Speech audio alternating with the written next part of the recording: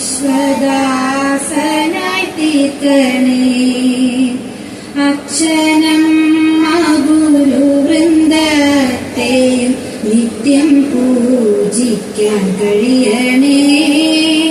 സഹചരോടും ചരാചരത്തോടും കരുണയുള്ളിൽ നിറയണേ.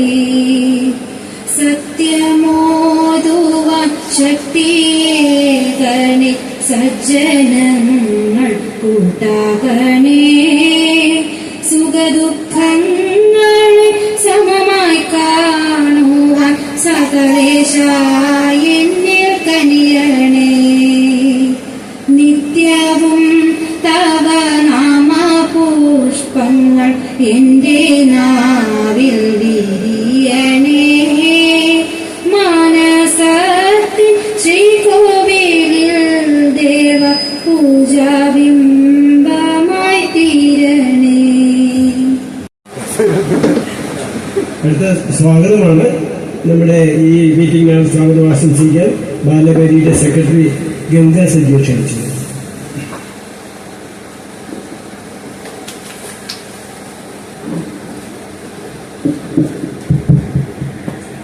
വേദിയിലും സദസ്സിലുമിരിക്കുന്ന വിശിഷ്ട വ്യക്തികളെ എല്ലാവർക്കും നമസ്കാരം. നാം ഇന്നിവിടെ കൂടിയിരിക്കുന്നത് ലഹരി വിരുദ്ധ സദസ്സും ബാലവേദിയുടെ പൊതുയോഗത്തിന്റെ രൂപീകരണത്തിനും കൂടിയാണ്. PRA ബാലവേദിയുടെ ആദ്യത്തെ യോഗമാണിത്. ഇക്കാലത്തെ വിപത്തായ ലഹരിക്കെതിരെ ഒരു സന്ദേശം കൂടി ഇവിടെ നിന്ന് ലഭിക്കുന്നു. ഇനി ഞാൻ എന്റെ കർത്തവ്യത്തിലേക്ക് കടക്കട്ടെ. ആദ്യമായി അധ്യക്ഷ പദവി അലങ്കരിക്കുന്ന PRAയുടെ പ്രിയപ്പെട്ട പ്രസിഡന്റ് ശ്രീ ജോർജ് സാറിനെ ഈ യോഗത്തിലേക്ക് സ്വാഗതം ചെയ്യുന്നു.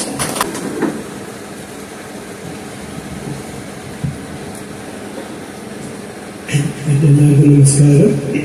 ഇവിടെ സ്വാഗതം ആശംസിച്ച ഗംഗ സജി, മുഖ്യ പ്രഭാഷണം നടത്തുന്ന വിജയൻ സാർ, അതുപോലെ ലഹരി വിരുദ്ധ സന്ദേശം നടത്തുന്ന വിക്രം പ്രസാദ്, അതുപോലെ തന്നെ അനുമോദനം നൽകാൻ എത്തിയിരിക്കുന്ന നമ്മുടെ വൈസ് പ്രസിഡന്റ് എലിസബത്ത് ചെറിയ, സെക്രട്ടറി ഗജാഞ്ചി, ഏറ്റവും പ്രിയപ്പെട്ടവരെ, നമ്മളൊരു ബാലവേദി ദിനവും അതുപോലെ തന്നെ ലഹരി വിരുദ്ധ സന്ദേശവുമാണ് നമ്മൾ ഉദ്ദേശിക്കുന്നത്.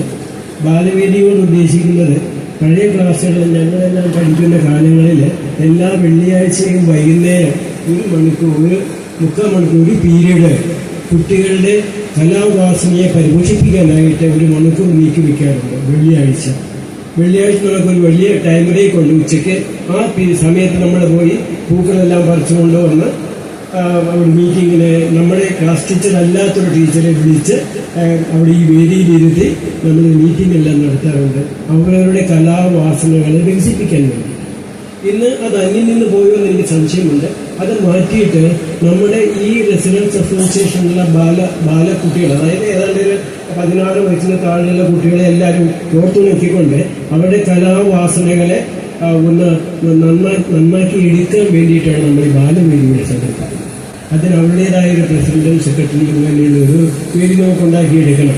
അവർക്ക് അഭിരുചിക്കനുസരിച്ച് കളിക്കളമോ അല്ലെങ്കിൽ അവർക്ക് ആവശ്യമായ ഫുട്ബോളോ അല്ലെങ്കിൽ വോളിബോളോ ബാഡ്മിൻ്റണോ അവർക്ക് എന്ത് വേണമെങ്കിലും ഈ കാപ്പിയ റെസിഡൻസ് അസോസിയേഷൻ തീർച്ചയായിട്ടും സ്പോൺസർഷിപ്പ് വഴിയോ അല്ലെങ്കിൽ ഓൺ ഫണ്ടിൽ നിന്ന് നമുക്ക് കൊടുക്കുന്നതാണ്. അങ്ങനെ ഇവിടുത്തെ കുട്ടികളുടെ കലാവാസനകൾ, ഒരു ഉദാഹരണത്തിന് ഞങ്ങളുടെ ക്ലാസ്സുകളിൽ പഠിച്ചിരുന്ന ഏറ്റവും നല്ല പ്രഭാഷകനായിരുന്ന ജോൺസൺ ലൂക്കോസ് ഉണ്ട്. അതിൽ നിന്ന് അമേരിക്കയിലെ സുപ്രീം കോർട്ടിലെ അറ്റോർണിയേറ്റ് ലോയാണ്. നന്നായിട്ട് പ്രസംഗിക്കുമായിരുന്നു. ഈ വെള്ളിയാഴ്ച എല്ലാ മീറ്റിങ്ങുകളൊക്കെ പ്രസംഗിക്കുമായിരുന്നു. അതുപോലെ തന്നെ ധാരാളം ആളുകളുണ്ട്. ഇങ്ങനെ കുട്ടികളുടെ പ്രതിഭ വികസിപ്പിച്ചെടുക്കാൻ വേണ്ടിയിട്ടാണ് നമ്മൾ ഈ ബാലവേദി സംഘടിപ്പിക്കുന്നത്. പിള്ളേർ ഉള്ളിലേക്ക് ജനിക്കും. എല്ലാ കുട്ടികളും ജനിക്കുമ്പോൾ നല്ലവരാണ്, പിന്നെ മോശമായിട്ട് പോകുന്നത് എപ്പോഴാണെന്നറിയാമോ? ചീത്ത ചിന്താഗതികൾ. ഇപ്പം ഇതിലെ ഒരാൾ പോകുമ്പോൾ അവസേക്ക് പോകുമ്പോൾ പറയും അവസേക്ക് മോശക്കാരനാണ്, അവൻ്റെ തൊമ്മൻ മോശക്കാരനാണ്, അല്ലെങ്കിൽ ശ്രീതു മോശക്കാരനാണ്, അല്ലെങ്കിൽ ആണ് മോശക്കാരനാണ്. ഇങ്ങനെ മോശം പറയാനല്ലാതെ നന്മ പറയാനായിട്ട് നമ്മുടെ വീടുകളിൽ ഇടം കിട്ടുന്നില്ല. ആ നന്മകൾ വീടുകളിൽ പറയാതെ വരുമ്പോൾ ഈ കുട്ടികളുടെ ഉള്ളിലേക്ക് നെഗറ്റീവ് ചിന്താഗതികൾ അടിഞ്ഞു കയറുകയാണ്. ആ നെഗറ്റീവുകൾ അടിഞ്ഞു കയറിക്കൊണ്ടാണ് ഈ കുട്ടികൾ വലുതാകുമ്പോഴത്തേക്ക് ചീത്ത കാരണന്മാരിൽ നിന്നും അകന്നു പോകുന്നത്. അതുപോലെ തന്നെ അതുപോലെ തന്നെ നമ്മുടെ ചെറുപ്രായത്തില് 8, 9, 10 ക്ലാസ്സുകളിൽ പഠിച്ചിരുന്ന ഒരു ഗ്രാമറാണ് മേയനാമം അമേയനാമം. എന്താണ് മേയനാമം? നമ്മുടെ മലയാളത്തിൽ പഠിച്ചിട്ടുണ്ട് മേയനാമമുണ്ട് അമേയനാമമുണ്ട്. മേയനാമം എന്ന് പറയുന്നത് കസേര നമുക്ക് എണ്ണി നോക്കാൻ പറ്റും. മൈക്ക് നമുക്ക് എണ്ണി നോക്കാൻ പറ്റും. അതുപോലെ തന്നെ ഈ മേശ എണ്ണി നോക്കാൻ പറ്റും.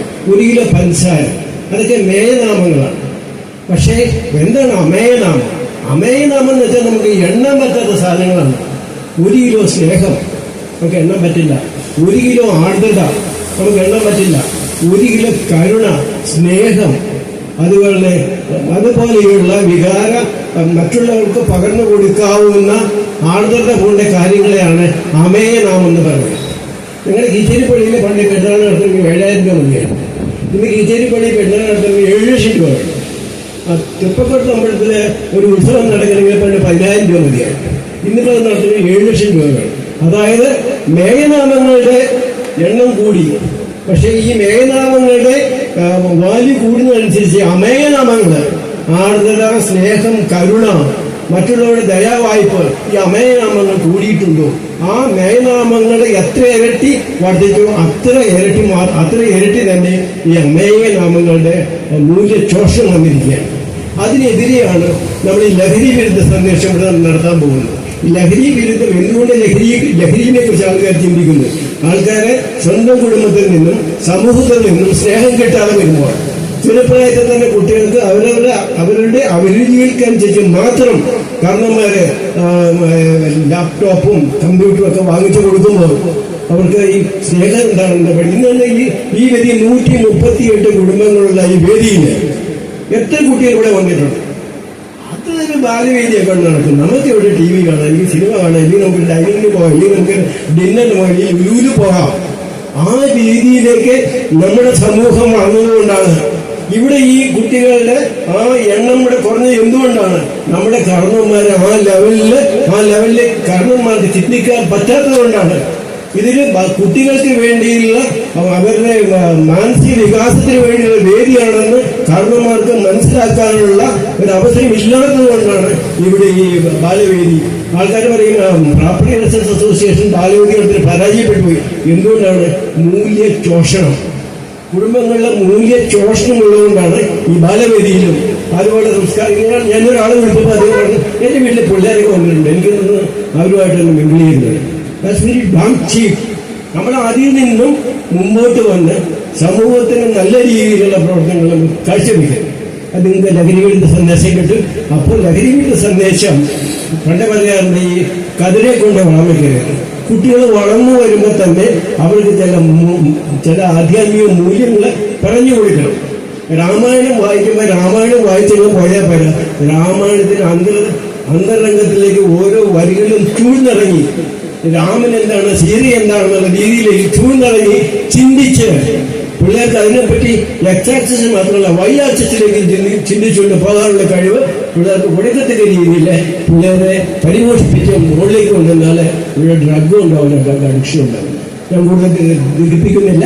എൻ്റെ വാക്കുകൾ കേട്ടിരുന്ന എല്ലാവർക്കും നന്ദിയുണ്ട്. ഈ അടുത്തതായിട്ട് മുഖ്യ പ്രഭാഷണം നടത്താനായിട്ട് വിജയൻ സാറിനെ വിളിക്കുകയാണ്. വിജയൻ സാറിൻ്റെ ശിവന്റെ ഗുരുവാണ്. അതുപോലെ തന്നെ യോഗയുടെ ആളാണ്.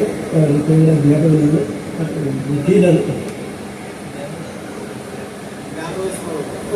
ഗ്രാമവികസന വകുപ്പിൽ പ്രത്യേകമായ വളരെ പരിചിതനായ വ്യക്തിയാണ്. അദ്ദേഹത്തെ ഞാൻ വളരെ സ്നേഹപൂർവ്വം ഈ മുഖ്യ പ്രഭാഷണത്തിന് രക്ഷിക്കുന്നു.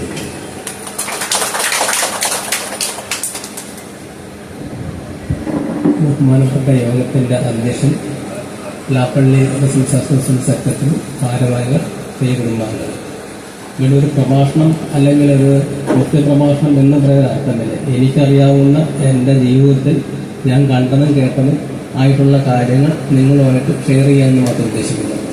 പ്രഭാഷണത്തിൽ അല്ലെങ്കിൽ സംസാരത്തിലും വലിയ അർത്ഥമില്ല, പ്രവൃത്തിയാണ് നമ്മൾ അർത്ഥം കണ്ടെത്തേണ്ടത്. ഇവിടെ വന്നപ്പോൾ എനിക്കൊരു സന്തോഷം തോന്നുന്ന കുട്ടികളെ കണ്ടപ്പോഴാണ്. ഇപ്പം രാവിലെ ഞാൻ വരാനിപ്പം വൈകുന്നേരം എനിക്ക് 8 മണി മുതൽ 9 വരെ കുട്ടികളുടെ ക്ലാസ് ഉണ്ടായിരുന്നു. ബ്രഹ്മകുളത്ത് SNDP എഴുതാൻ നമ്പർ SNDP കുട്ടികൾക്ക് വേണ്ടി ക്ലാസ് സംഘടിപ്പിക്കുന്നുണ്ട്. അപ്പോൾ എല്ലാ ഞായറാഴ്ചയും അവർ ഈ മൂല്യച്യുതി വരാതിരിക്കുന്നതിന് വേണ്ടി, ഒരു സംഘടിതമായിട്ട് മുന്നേറുന്നതിന് വേണ്ടി ഈ കുട്ടികളിലുണ്ടാകുന്ന ഈ ദുഷ്ചിന്തകൾ മാറ്റുന്നതിന് വേണ്ടിയും അതുപോലെ ചെറുപ്പം മുതലേ അവർക്ക് ആചാര്യന്മാരുടെ കാര്യങ്ങൾ ജാതി മതം നോക്കാതെ ഹിന്ദുക്കളുടെയും മുസ്ലിങ്ങളുടെയും അതുപോലെ തന്നെ ക്രിസ്ത്യൻ സമുദായത്തിൻ്റെയും നമുക്ക് സ്വീകരിക്കാവുന്ന ഗുരുക്കന്മാരുടെ എല്ലാം കാര്യങ്ങൾ ഉൾപ്പെടുത്തുന്ന ക്ലാസ് എടുത്തുകൊണ്ട് പോകും. അതെല്ലാം റിട്ടയർഡ് ചെയ്ത അധ്യാപകരാണ് ക്ലാസ് എടുക്കുന്നത്. ഞാൻ ആ ക്ലാസ് എടുക്കുന്നത് ഇംഗ്ലീഷ് ഗ്രാമറാണ് ഞാൻ ക്ലാസ് എടുക്കുന്നത്, ബേസിക് ആയിട്ടുള്ള ഗ്രാമർ. കാരണം എന്താണെന്ന് പറഞ്ഞു കഴിഞ്ഞാൽ അത് ഇന്ന് കുട്ടികൾ പഠിച്ചു പോകുമ്പോൾ പലപ്പോഴും നമ്മൾ ഇംഗ്ലീഷ് മീഡിയത്തിലൊക്കെ പോയി പഠിക്കുന്നുണ്ട്, നന്നായിട്ട് ഈ ഗ്രാമർ കൈകാര്യം ചെയ്യാൻ പറ്റാത്തൊരു സാഹചര്യം. അങ്ങനെ വന്നു കഴിയുമ്പോൾ മത്സര പരീക്ഷകളിലും മറ്റും പിന്നോക്കം തള്ളിപ്പോകുന്ന ഒരു അവസ്ഥ ഉള്ളത് മനസ്സിലാക്കിക്കൊണ്ട് അവർക്ക് ആ ബേസിക് ആയിട്ടുള്ള കാര്യങ്ങൾ പറഞ്ഞു കൊടുക്കുന്നതാണ് ഞാൻ ചെയ്തുകൊണ്ടിരിക്കുന്നത്. അപ്പോൾ ഇവിടെ ഞാൻ പറഞ്ഞു വരുന്നത് എന്താണെന്ന് ചോദിച്ചാൽ ലഹരിയുടെ ഒരു നിർമ്മാർജ്ജനം, എങ്ങനെയാണ് ലഹരിയിലേക്ക് ആൾക്കാരെ പിള്ളേർ അടുത്ത് പോകുന്നത്. ഞാൻ അല്ലെങ്കിൽ നമ്മളിവിടെ ഇരിക്കുന്ന പല ആൾക്കാരുടെയും ചെറുപ്പകാലത്ത് ലഹരി ഇത്രയില്ല. അപ്പോൾ ഷാപ്പ് കാണാം, അതുപോലെ ബാറുകളൊന്നും നമ്മളത് കണ്ടു പരിചയപ്പെട്ടവരല്ല. ഷാപ്പുകളും പിന്നെ ചാരായക്കടകളുമാണ്. പക്ഷെ നമ്മളൊന്നും അന്ന് ആ ഭാഗത്തേക്ക് പോകാറേയില്ല, അങ്ങോട്ട് അടുക്കാറേയില്ല. കാരണം എന്താണെന്ന് പറഞ്ഞാൽ നമ്മുടെ പൂർവികർ, നമ്മുടെ മുതിർന്നവർ പോയി വല്ലപ്പോഴും കയറുന്നു അല്ലാതെ പോയി കണ്ടിട്ടുള്ളതല്ലാതെ നമ്മളാരും അങ്ങോട്ട് ചിന്തിച്ചിട്ടേ ഇല്ല. പക്ഷെ ഇന്ന് അതല്ല അവസ്ഥ. ഇന്ന് ചെറു പ്രായത്തിൽ തന്നെ കുട്ടികൾ എന്ത് ചെയ്യുന്നു? കുട്ടികൾ ഈ ലഹരിയുടെയും മയക്കുമരുന്നിൻ്റെയും ആ ഡെപ്പിലേക്ക് പോകുന്നു. എന്തുകൊണ്ട് സംഭവിക്കുന്നു? ഇത് സംഭവിക്കാനുള്ള പ്രധാനപ്പെട്ട കാരണം ആരാണ് ഇത് ഉത്പാദിപ്പിക്കുന്നത്, എങ്ങനെയാണ് നമ്മുടെ സമൂഹത്തിൽ എത്തിച്ചേരുന്നത്? അപ്പോൾ നമ്മൾ കുട്ടികളെയോ അല്ലെങ്കിൽ വിൽപ്പനക്കാരെയോ നമ്മൾ കുറ്റം പറഞ്ഞ കാര്യമില്ല. ഇത് ഞാൻ അഡ്വക്കേറ്റായിട്ട് വന്നിട്ട് ബ്ലോക്ക് ഓഫീസിൽ ഞാൻ വർക്ക് ചെയ്ത് അവിടുന്ന് വൈക്കം ബ്ലോക്കിനെ റിട്ടയർ ചെയ്യുന്നു. 24 കൊല്ലം സേവനത്തിന് ശേഷം 2019 റിട്ടയർ ചെയ്ത് ഞാൻ അഡ്വക്കേറ്റായിട്ട് പ്രാക്ടീസ് ചെയ്ത് പിന്നെ ആദ്യം 3 വർഷം അഡ്വക്കേറ്റ് BA ആളുകളുടെ ജോലിയായിരുന്നു, നമുക്കറിയാമല്ലോ. അപ്പോൾ BA ആളുകൾ എന്ന് പറഞ്ഞാൽ മയക്കുമരുന്നും കഞ്ചാവും അതുപോലെയുള്ള കഷീർ ബൗൾ ഷുഗറിൻ്റെയൊക്കെ വക്കീലായിരുന്നു. അദ്ദേഹത്തിൻ്റെ കൂടെയാണ് 3 വർഷം പ്രാക്ടീസ് ചെയ്തത്. അപ്പോൾ അങ്ങനെ നിൽക്കുമ്പോൾ കണ്ടു കഴിഞ്ഞൊരു കാര്യം എന്താണെന്ന് പറഞ്ഞു കഴിഞ്ഞാൽ ഈ വരുന്ന ഇതിൻ്റെ ചെയിനായിട്ട് പ്രവർത്തിക്കുന്നവരും അവിടെ ജാമ്യം എടുക്കാൻ വരുന്നവരും പോലീസ് പിടിച്ചു കഴിഞ്ഞാൽ അറിയാം. ഇതിൻ്റെ മയക്കുമരുന്ന് 2-3 കാറ്റഗറി ആയിട്ട് തിരിച്ചിട്ടുണ്ട്. ഏറ്റവും ഇപ്പോൾ കഞ്ചാവൊക്കെ ആണെങ്കിൽ ഒരു കിലോ വരെയും കൈവശം വെച്ച് കഴിഞ്ഞാൽ നമ്മൾ പോലീസ് പിടിച്ചാൽ മജിസ്ട്രേറ്റ് കോടതിയിൽ കേസ് തീരും. 1 വർഷം വരെ കഠിന തടവും 10,000 രൂപയാണ് സാധാരണ ഈടാക്കുന്ന പിഴ. 1 കിലോയിൽ കൂടുതൽ 10 കിലോ വരുവാണെങ്കിൽ സെഷൻ കോടതി ജില്ലാ കോടതിയിൽ കേസ് പോകും. അവിടെ ശിക്ഷ എന്ന് പറഞ്ഞാൽ 10 വർഷം വരെ കഠിന തടവും 1 ലക്ഷം രൂപയും പിഴ ഈടാക്കുന്നത്. അതിനുശേഷം കൊമേഴ്സ്യൽ ക്വാണ്ടിറ്റി ആണെങ്കിൽ അതായത് ഇത് 10 ലക്ഷം മുതൽ 20 ലക്ഷം വരെ പിന്നെ 10 വർഷം മുതൽ 20 വർഷം വരെ തടവ് ശിക്ഷ കഠിനതടമാണ്. കഠിനതടവും അതുപോലെ തന്നെ 1 ലക്ഷം മുതൽ 2 ലക്ഷം വരെയാണ് ശിക്ഷ ഇത് ഈടാക്കുന്നത്. അപ്പോൾ ഇത് ഇത്തരത്തിലുള്ള നിയമങ്ങൾ കർശനമാക്കിയിട്ടുണ്ടെങ്കിലും ഇതേ കഞ്ചാവിൻ്റെ കേസാണ്. മറ്റേതൊക്കെയാണെങ്കിൽ 1 ഗ്രാം 2 ഗ്രാമാണ് 3 ക്വാണ്ടിറ്റി ആയിട്ട് വെച്ചിരിക്കുന്നത്. അപ്പോൾ ഇതിനൊക്കെ കടുത്ത ശിക്ഷ കൊടുത്തിട്ടുണ്ടെങ്കിൽ ഇതൊന്നും ഫലവത്തായി വരുന്നില്ല. വരാനുള്ള കാരണം ഗവൺമെന്റിന് അതിന് പ്രധാനമായും പങ്കുണ്ട്. നമ്മളൊരു കുട്ടി ഇപ്പോൾ നമ്മൾ സ്കൂളുകളിലൊക്കെ കണ്ടു കഴിയുന്ന കാര്യങ്ങൾ പഠിക്കുന്ന ഓരോ കുട്ടികളും ഏറ്റവും ടോപ്പ് കുട്ടികളുടെ പുറകെ പോകും. രക്ഷിതാക്കൾ അടക്കമുള്ള ആൾക്ക്, സ്കൂൾ മാനേജർ അടക്കമുള്ള ആൾക്ക് എല്ലാവർക്കും A+ അല്ലെങ്കിൽ ടോപ്പ് മാർക്ക് വേണം. അപ്പോൾ നമ്മൾ ശ്രദ്ധിക്കേണ്ട കാര്യം പല കുട്ടികളും ഈ ടോപ്പിലേക്ക് എത്താതെ തിരിയുന്ന ആൾക്കാരുണ്ട്. അവർ തിരിഞ്ഞു നോക്കാൻ ഒരു സ്കൂൾ മാനേജ്മെൻറ്റോ അല്ലെങ്കിൽ ഒരു സംഘടന തയ്യാറല്ല. മൊത്തം ഫ്ലെക്സുകൾ ഏറ്റവും ഫുൾ പ്ലസ് മാർക്ക് മേടിക്കുന്നവരുടെ ഫ്ലെക്സ് വെച്ചാണ് ആഘോഷിക്കുന്നതാണ്. പക്ഷെ എന്തുകൊണ്ട് കുട്ടി പഠിക്കാൻ പിന്നോക്കം നിൽക്കുന്നു, എന്തുകൊണ്ട് അവൻ തോറ്റു പോകുന്നു, അവൻ്റെ കൂടെ നിൽക്കുന്നില്ല. അങ്ങനെയുള്ള ആൾക്കാർ അങ്ങനെ പിന്നോക്കം നോക്കുന്ന മൊത്തം അവഗണന വന്നു കഴിയുമ്പോൾ അവരുടെ സമൂഹത്തിലേക്ക് ഇങ്ങോട്ട് മാറുന്നു, സമൂഹത്തിൽ ഒറ്റപ്പെട്ടവരായി മാറുകയും അവരുടെ കുടുംബ പശ്ചാത്തലമാണ് അങ്ങനെ ആക്കിയിരിക്കുന്നത്. ഒരുപക്ഷെ അവരുടെ വീടുകളിൽ അത്രയും നല്ല അന്തരീക്ഷം ഇല്ലാത്തതുകൊണ്ടോ മാതാപിതാക്കളുടെ ലൂഷമല്ലാതെ പോകുന്നതുകൊണ്ടൊക്കെ ആയിരിക്കാം. അത് നോക്കേണ്ടതും പരിശോധിക്കേണ്ടതും കാര്യം ഇതുപോലുള്ള സംഘടനകളും സർക്കാരുകളുമാണ്. അത് ശ്രദ്ധിക്കുക. അപ്പോൾ അവരെന്ത് ചെയ്യും? പുറത്തേക്ക് ഇറങ്ങുന്നു, സന്ദേഹം വീട്ടിൽ എത്തുന്നില്ല, പുറത്തെ പല കമ്പനികളും മയക്കുമരുന്നിലും കഞ്ചാവ് അതുപോലെ തിരിഞ്ഞു പോകുന്നു.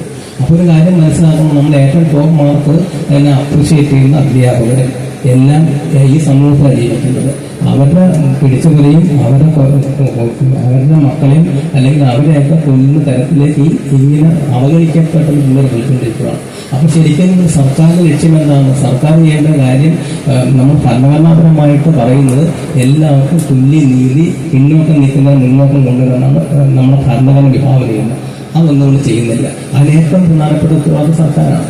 ഏത് ഭരണം BJP ഭരിച്ചാലും കോൺഗ്രസ് ഭരിച്ചാലും ഇടതുപക്ഷം ഭരിച്ചാലും. അപ്പോൾ ഇതുപോലെ കുട്ടികളെ പിന്നോക്കം നിൽക്കുന്ന കുട്ടികളുടെ അവസ്ഥ മനസ്സിലാക്കിയിട്ട് എന്താണ് അവർക്ക് ആവശ്യമെന്നുള്ളത് കണ്ടെത്തി അവർ കൗൺസിലിങ്ങോ അല്ലെങ്കിൽ അവർക്ക് പഠിക്കാനുള്ള കാര്യങ്ങളൊക്കെ ചെയ്ത് മുഖ്യധാരയിലേക്ക് കൊണ്ടുവരേണ്ടതായിട്ടുള്ള ഉത്തരവാദിത്വം സർക്കാരിനുണ്ട്. അപ്പോൾ സർക്കാർ ഇതൊന്നും ചെയ്യാതെ കുറെ ഫ്ലക്സ് അടിച്ചുകൊണ്ട് നാട്ടിൽ മുഴക്കം പ്രചരണം നടത്തിയൊരു കാര്യമില്ല. അപ്പോൾ ഇത് ഞാൻ പറയാൻ കാരണം ഞാൻ പഠിച്ചുകൊണ്ട സമയത്ത് അത്ര പഠിക്കാൻ അത്ര വലിയ മിടുക്കനായിട്ട് ആയിരുന്നില്ല എൻ്റെ കാലഘട്ടത്തിൽ. അതിന് ട്യൂഷനും അതുപോലെ ഒന്നും ഉണ്ടായിരുന്നില്ല. അപ്പോൾ എനിക്ക് പഠിക്കാൻ എൻ്റെ വീട്ടിൽ പിന്നോക്ക അവസ്ഥ അച്ഛനും കൂലിപ്പണിക്കാരാണ്. അപ്പോൾ അതുകൊണ്ട് എന്തുകൊണ്ട് എന്നെ ശ്രദ്ധിക്കാനോ അല്ലെങ്കിൽ എൻ്റെ അഭിരുചി മനസ്സിലാക്കാനോ അവർക്ക് കഴിയുന്നില്ല. അപ്പോൾ അങ്ങനെ ഞാൻ വന്നു കഴിഞ്ഞപ്പോൾ താഴ്ന്ന ക്ലാസ്സിൽ ഏറ്റവും ബുദ്ധിമുട്ടുള്ള വിഷയമാണ് കണക്കും അതുപോലെ ഇംഗ്ലീഷും. അത് ഇല്ലാതെ ജയിക്കാൻ പാടാം. ഇന്നത്തെ പോലെ ഒരു പ്രൊമോഷൻ അല്ല. അപ്പോൾ അത് പിന്നോക്കം പോയിട്ട് 10ാം ക്ലാസ് കഴിഞ്ഞ് പഠിക്കാൻ നിർവാഹം ഇല്ലാതെ ഇരിക്കുകയും അപ്പോൾ എൻ്റെ ഒപ്പം അന്ന് എൻ്റെ അവസ്ഥയാണ് പറയുന്നത്. ഇപ്പോഴത്തെ കുട്ടികൾ അങ്ങ് തിരിയുന്നതിന് കാരണമായിരിക്കും ബേസിക്കായി ഞാൻ കണ്ടെത്തുന്ന പറയുന്നത്. അപ്പോൾ ഞാൻ നോക്കുമ്പോൾ എൻ്റെ ചുറ്റുപാടുമുള്ള സാമ്പത്തികമായിട്ടുള്ള പല അധ്യാപകരെ പഠിപ്പിച്ചുള്ള മക്കളൊക്കെ അവർക്ക് നല്ല നിലയിൽ സൂക്ഷം കൂട്ടിട്ട് പോകുന്നു. ഞാൻ അവർ പഠിക്കാൻ പോകുമ്പോൾ കണ്ട് കഷ്ടപ്പെട്ട് വീട്ടിൽ പോയി പല ദിവസം തുടങ്ങാൻ കഴിയും. പഠിക്കാൻ ആഗ്രഹമുണ്ട്. പക്ഷേ പഠിക്കാൻ പൊട്ടാത്ത സബ്ജക്റ്റ് ഏത് ഈ ഇംഗ്ലീഷും അതുപോലെ കണക്കൊന്നും ഫിസിക്സ് മനസ്സിലാക്കുന്നില്ല, ബേസിക്കിലേക്ക് മനസ്സിലാക്കുന്നില്ല. അപ്പോൾ അങ്ങനെ ഞാൻ കരഞ്ഞ പല ദരിദ്രാഗ്രഹങ്ങളും നീക്കി പോയി. അത് കഴിഞ്ഞ് പ്രീഡിഗ്രി കണക്കിൽ അച്ഛനൊക്കെ കൂലിപ്പണി എടുക്കുന്ന അവസ്ഥയിൽ ആ കാശ് കൊണ്ട് വിട്ട് പ്രീഡിഗ്രിയല്ല. പ്രീഡിഗ്രിക്കും ഈ ഇംഗ്ലീഷ് എന്ന് പറയുന്ന കടച്ചാൽ പൊട്ടാത്ത സബ്ജക്റ്റ് പ്രീഡിഗ്രിയും തോറ്റുപോയി. പ്രീഡിഗ്രി സെക്കൻഡ് ഇയർ തോറ്റ്. പിന്നെ സെപ്റ്റംബർ മാറ്റിയത് അവിടെയും തോറ്റ്. തലവെപ്പുറമാണ് പഠിച്ചത്, മാർച്ചിലും തോറ്റ്. അപ്പോൾ ശരിക്കും ഞാനൊന്ന് സമൂഹത്തിൽ ഏറ്റവും പിന്നോക്കം പോയി എല്ലാവരും അപകാശ കഥാപാത്രമായി മാറിയ ഒരു കാലഘട്ടമാണ്. അപ്പോൾ അന്ന് എൻ്റെ സമൂഹത്തിൽ അല്ലെങ്കിൽ എൻ്റെ അടുത്തുള്ള പ്രയത്നം നിലനിൽക്കുന്നില്ല ആയിട്ടുള്ള ആൾക്കാർ എന്ത് ചെയ്യുന്നു, നല്ല നിലയിൽ പോകുന്നു, കോളേജ് അഡ്മിഷൻ കിട്ടുന്നു, അവർ ആർട്ട് ഇൻഡസ്ട്രിയിൽ പോകുമ്പോൾ എന്നെപ്പോലെയുള്ള ഒരാൾ എങ്ങോട്ട് തിരിയും? ഈ കഞ്ചാവിൻ്റെയും മയക്കുമരുന്നിൻ്റെ പുറകേക്ക് തിരിയും. പക്ഷെ എന്തോ ദൈവകൃപ ഞാൻ അങ്ങോട്ട് തിരിച്ചില്ല. ഞാൻ എനിക്ക് തെറ്റുപറ്റിയ പഠിക്കാത്തതിൻ്റെ ബുദ്ധിമുട്ട് മനസ്സിലാക്കി ഉള്ള സാഹചര്യം കൊണ്ട് പഠിച്ച് പിന്നീട് ഞാൻ നോക്കിയിട്ടില്ല. എല്ലാത്തിനും ബികോമിനും നല്ല മാർക്ക് മേടിച്ചു, എൻഗോവിനും മാർക്ക് മേടിച്ച് എറണാകുളം പ്രോഗ്രാമുകൾ ദേവമാതാവിനാണ് എൻഗോവിനും വിളിച്ചത്. എറണാകുളം ഗവൺമെൻറ് കോളേജിൽ LLBക്ക് കിട്ടി. അത് കഴിഞ്ഞ് 6 വർഷം അധ്യാപകനായിട്ട് എറണാകുളത്ത് പഠിപ്പിച്ചു. അപ്പോൾ അത് കഴിഞ്ഞ് PSC പരീക്ഷയ്ക്ക് എഴുതാൻ ആഗ്രഹം തോന്നി. PSC പരീക്ഷ എഴുതാൻ പോകുമ്പോൾ ഇതുപോലെ തന്നെ ആദ്യമൊന്നും ഇതുവരെ റാങ്കിൽസ് എനിക്ക് വരാൻ പറ്റിയിട്ടില്ല. അത് കഴിഞ്ഞ് ഞാൻ അതിൻ്റെ എവിടെയാണ് ഡ്രോബാക്കെന്ന് മനസ്സിലാക്കി കുത്തിയിരുന്ന് പഠിച്ച് എനിക്ക് പിന്നെ കൂടെ 3-4 ജോലി കിട്ടി. ആ ജോലി കിട്ടി സർവീസിൽ കയറി. സർവീസിൽ കയറിക്കുമ്പോൾ ഞാൻ ഏറ്റവും കൂടുതൽ പ്രാമുഖ്യം കൊടുക്കുന്നത് മണമിന്റെ ഗ്രൂപ്പിലൊക്കെ ഇരുന്നാണ്, ഇതിനൊക്കെ അറിയാവുന്നതാണ്. ഏറ്റവും IAV വീട് മേടിക്കാൻ വരുന്ന ആൾക്കാർക്ക് കൊണ്ട് പ്രാധാന്യം കൊടുത്തുകൊണ്ട് അവരെയൊക്കെ സഹായിക്കാൻ എനിക്ക് കഴിഞ്ഞു.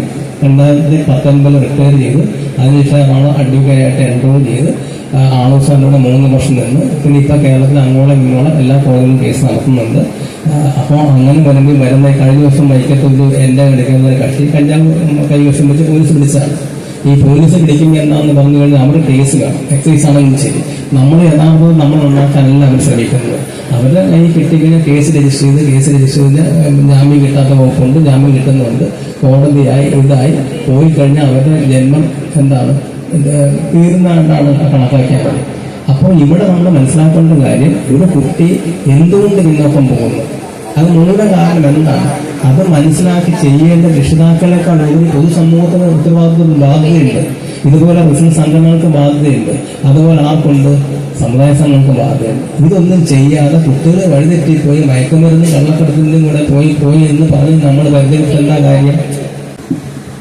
വളരെ ഹൃദയമായ ഭാഷയിലെ നമുക്കൊരു ഭാഷയും നടത്തിയ വിജയൻ സാറിനെ ഞാൻ അഭിനന്ദിക്കുന്നു. അതുകൂടാതെ ലാപ്പള്ളി റെസിഡൻസ് അസോസിയേഷൻ ഒരു പ്രതിഭയുണ്ടെന്ന് ഈ വിജയൻ സാർ പ്രസംഗിച്ചപ്പോഴും നമുക്ക് മനസ്സിലാകും. ശ്രീകു ഏതോ ഒരു ഹോസ്പിറ്റലിൽ പഠിപ്പിക്കുന്നുണ്ട്, ഈ യോഗ ക്ലാസ് എടുക്കുന്നുണ്ടെന്ന് പറഞ്ഞ് വളരെ സന്തോഷമുണ്ട് എനിക്ക്. അത് ഈ ലാപ്പള്ളി റെസിഡൻസ് അസോസിയേഷൻ ഈ നാട്ടുകാർക്ക് ഒരു പുതിയ അറിവാണ്. അതുപോലെ തന്നെ യോഗയുടെ ഗുണങ്ങൾ എന്താണെന്ന് സാറ് പറഞ്ഞു. അപ്പം നമുക്ക് അങ്ങനെയുള്ള കാര്യങ്ങളെല്ലാം ശ്രീഗുരുവിൽ നമുക്ക് മനസ്സിലാക്കാം. നമുക്ക് പ്രാണാരീതിയോ ആ രീതിയൊക്കെ ശ്രീഗുരു മനസ്സിലാക്കി തരും. ഇനി അടുത്തതായിട്ട് നമുക്ക് ഒരു പാട്ട് പാടാനായിട്ട് തന്നയ സന്ദീപിനെ വിളിക്കുന്നതോടൊപ്പം മറ്റുള്ള കുട്ടികളെ പാട്ട് പാടാൻ തയ്യാറുള്ള കുട്ടികളോ കലാ അഭിരുചിയുള്ള കുട്ടികളോ സെക്രട്ടറിയുടെ കൈവശം പേര് കൊടുക്കണമെന്ന് ഞാൻ വീണ്ടും അഭ്യർത്ഥിക്കുന്നു. നമുക്ക് പ്രസംഗങ്ങളുടെ ഇടയ്ക്ക് എന്തെങ്കിലുമൊക്കെ ചെറിയ ചെറിയ പരിപാടികൾ നടത്തി അപ്പോൾ നമുക്ക് കുട്ടികൾക്കൊരു ആവേശവുമാവും, നമുക്കൊരു പ്രചോദനവുമാവും. അപ്പോൾ അങ്ങനെ നമുക്ക് നല്ല ഭംഗിയിൽ ഈ മീറ്റിംഗ് അവസാനിപ്പിക്കാൻ പറ്റും. അതുകൊണ്ട് ഒരു ചെറിയ പാട്ട് പാടാനായിട്ട് തന്നയ സന്ദീപിനെ വെള്ളം കുടിച്ചേക്ക് വന്നാൽ മതി. അവിടെ ഭംഗിയായിട്ട് പാട്ട് പാടാനായിട്ട് ക്ഷണിക്കുന്നു.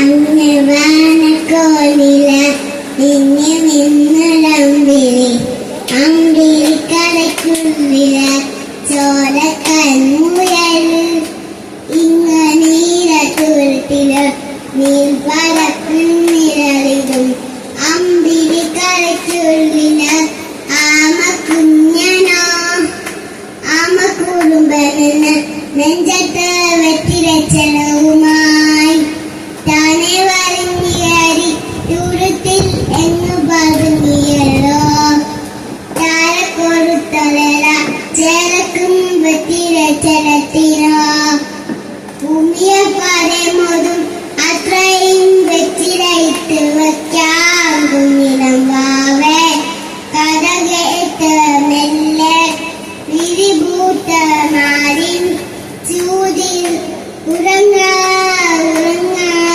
പൊന്നെ തളരാതെ ഓമൽ ചിരിയോടെ കുഞ്ചി കളിയാടി വളര വളര. Thank you. ഇനി ആരെങ്കിലും പാട്ട് പാടാനുള്ള കുട്ടികളുണ്ടെങ്കിൽ സെക്രട്ടറിയുടെ വശം പേര് കൊടുക്കേണ്ടതാണ്. ഇനി നമുക്ക് ലഹരി വിരുദ്ധ സന്ദേശം നൽകാനായിട്ട് നമ്മുടെ കുടുംബാംഗമായ വിക്രമപിള്ള സാറിനെ സാദരം ക്ഷണിച്ചു.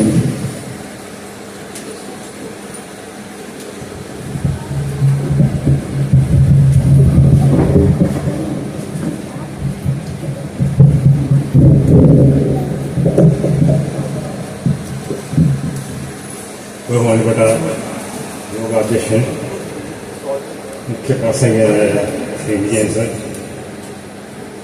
നമ്മുടെ റെസിഡൻസ് അസോസിയേഷൻ്റെ സെക്രട്ടറി, അതുപോലെ ഭാരവാഹികൾ, നമ്മുടെ കുടുംബാംഗങ്ങളെ, കുട്ടികൾ,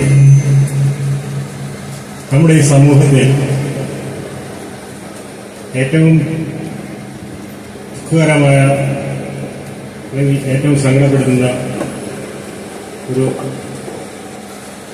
അവസ്ഥയാണ് കുട്ടികളിലും യുവജനങ്ങളും ലഹരിയുടെ പിടിയിലേക്ക് ആണ്ടുപോകുന്ന ഒരു സാഹചര്യം. ഈ സാഹചര്യത്തിൽ ഇതുപോലെ ഒരു ലഹരി വിരുദ്ധ ക്യാമ്പയിൻ നടത്തുന്ന ഈ റെസിഡൻഷ്യൽ അസോസിയേഷന്റെ ഭാരവാഹികളെ, അതുപോലെ ഇതിൽ പങ്കെടുക്കാൻ എനിക്കൊരു അവസരം ലഭിച്ചതിലും ഞാൻ വളരെ സന്തോഷവാനാണ്. പിന്നെ ഈ അസോസിയേഷൻ ഭാരവാഹികളെ അഭിനന്ദിക്കുന്നു. എന്താണ് ലഹരി? ലഹരി എന്ന് പറഞ്ഞാൽ എന്താണ്? ലഹരിയുടെ ഡെഫിനിഷൻ ഏതെങ്കിലും ഒരു വസ്തു അല്ലെങ്കിൽ ഏതെങ്കിലും ഒരു പ്രവൃത്തി നമ്മളുടെ മനസ്സിനെ സന്തോഷിപ്പിക്കുകയും ആ പ്രവൃത്തി വീണ്ടും വീണ്ടും ചെയ്യാനായിട്ട് നമ്മുടെ മനസ്സ് ആഗ്രഹം പ്രകടിപ്പിക്കുകയും അതിനെ നമ്മൾ വീണ്ടും വീണ്ടും ചെയ്യുകയും ചെയ്യുന്ന ഏത് പ്രവൃത്തിയെയും നമുക്ക് ലഹരി എന്ന് വിളിക്കാം. ഈ അനുമോദനം സ്വീകരിക്കാനും അത് കൊടുക്കാനായിട്ട് അസോസിയേഷന്റെ വൈസ് പ്രസിഡന്റ് സിവിലി ചെറിയാനെയും ഞാൻ സാധനം ക്ഷണിക്കുന്നു.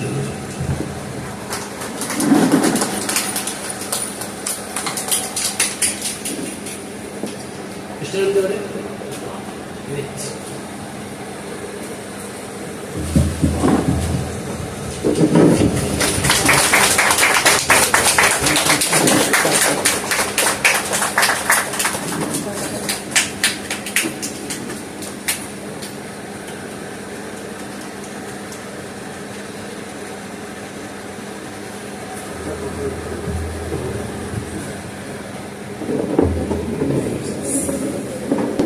ഇനി ആശംസകൾ ആരെങ്കിലും പറയാനുണ്ടെങ്കിൽ പറയാം.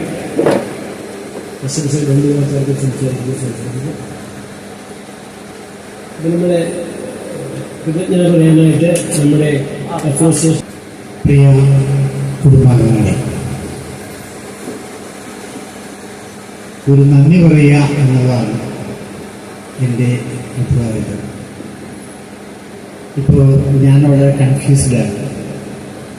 ഞാൻ നിങ്ങളോട് നന്ദി പറയണം, അല്ലെങ്കിൽ നിങ്ങൾ എന്നോട് നന്ദി പറയണം, അല്ലെങ്കിൽ ഇവിടെ മുഖ്യ പ്രഭാഷണം നടത്തിയ വ്യക്തി നിങ്ങളോടാണോ നന്ദി പറയുന്നത്, അല്ലെങ്കിൽ നിങ്ങൾ അദ്ദേഹത്തിനോടാണോ നന്ദി പറയുന്നത്? ഇവിടെയാണ് ഒരു സംശയത്തിൻ്റെ ഒരു കൺഫ്യൂഷനിൽ ഞാൻ നിൽക്കുന്നത്. ഇവിടെ മുഖ്യ പ്രഭാഷണം നടത്തിയ ശ്രീ ശശി സാർ അദ്ദേഹത്തിൻ്റെ പ്രസംഗത്തെ പൂർണ്ണമായി ഉൾക്കൊണ്ടുകൊണ്ട്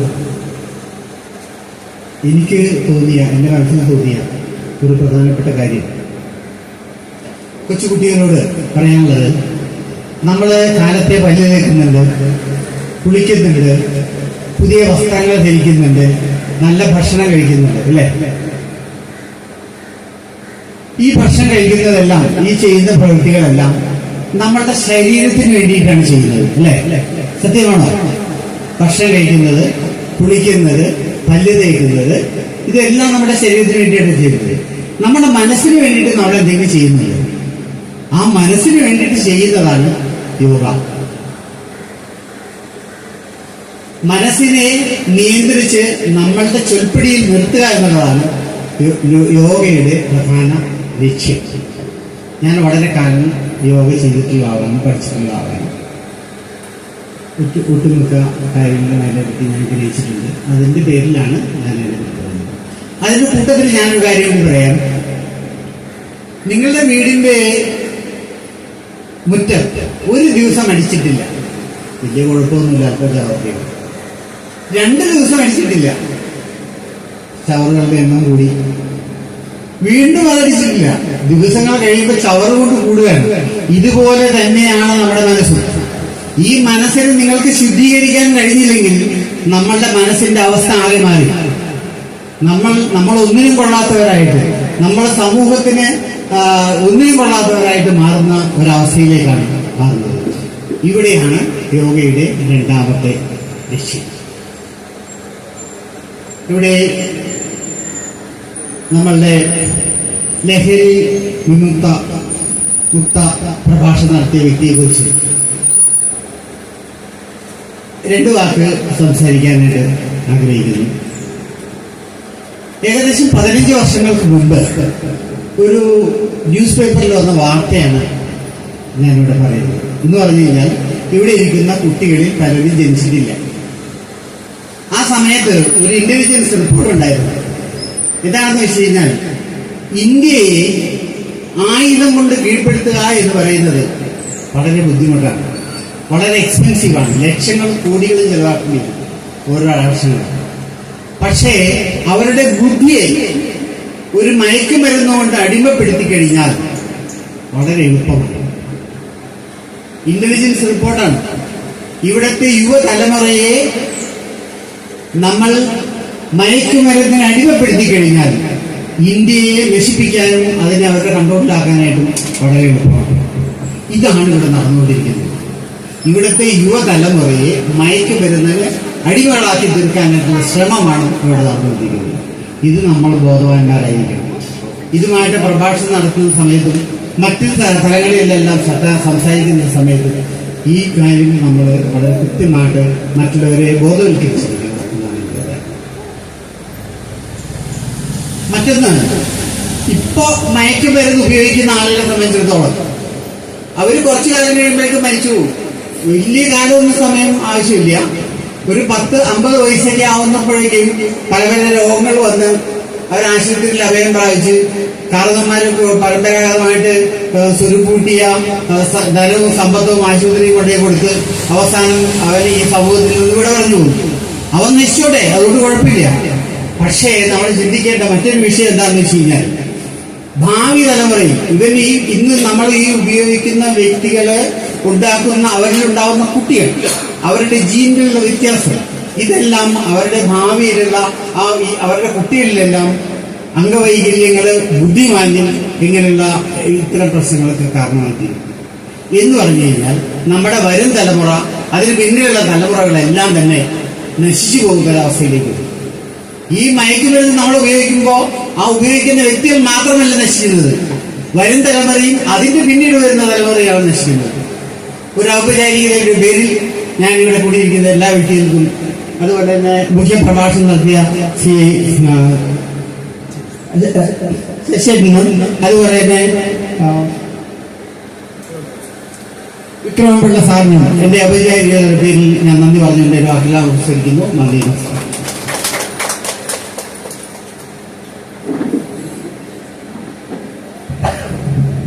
ഏറ്റവും കൂടുതൽ കൂപ്പൺ വിറ്റ സമ്മാനാർഹരെ 3 പേരുണ്ട്. അജിത അജിത് കുമാർ എന്തെങ്കിലും ഒന്ന് സമ്മാനം നൽകുക.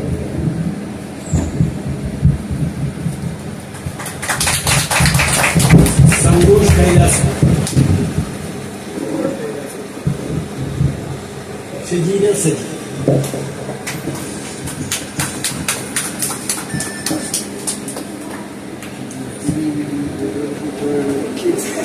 നമ്മുടെ മീറ്റിംഗ് തിരിച്ചുവിടുകയാണ്.